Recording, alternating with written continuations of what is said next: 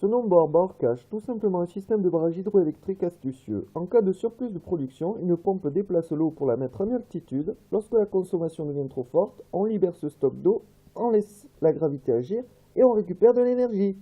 Cette technique est fiable, rentable et propose un bon rendement. Son seul défaut, elle n'est applicable que dans certains endroits bien précis. Oui, j'ai amené Niagara 2.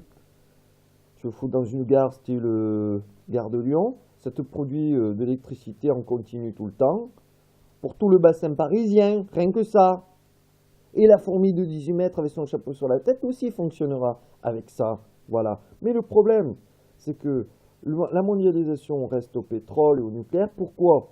Parce que ça permet un énorme investissement, une énorme demande d'énergie humaine, de motivation centripète boursier vers la mise en place de Veolia, Areva, SNCF au Maroc. Puis le Maroc prend le relais pour mettre en place le système d'eau, d'électricité et de télécommunication en appui avec le G3+1 du Sahel. Oui, je comprends que si on mettait de la gratuité, de l'énergie propre partout, les gens, ils seraient tout le temps en vacances, quoi. Pourquoi travailler alors que tout est là, gratuit, pas polluant? Le problème c'est ça, c'est que les gens, après, ils réfléchissent, comme moi. Et des gens qui réfléchissent, c'est pas bon pour le pouvoir étatique, hein. N'est-il pas? Les puissants, hein? Et pourquoi les puissants m'obéissent? Parce qu'ils savent très bien que d'un claquement de doigts, il suffit que je disparaisse, hein, pour faire péter le nombre de personnes qui croient en moi, qui veulent croire en moi, parce que tout simplement, je rends la vie facile. C'est quand même beaucoup plus facile, hein, de manger, d'étudier, de s'amuser, hein, que de crever de faim, que de crever de guerre.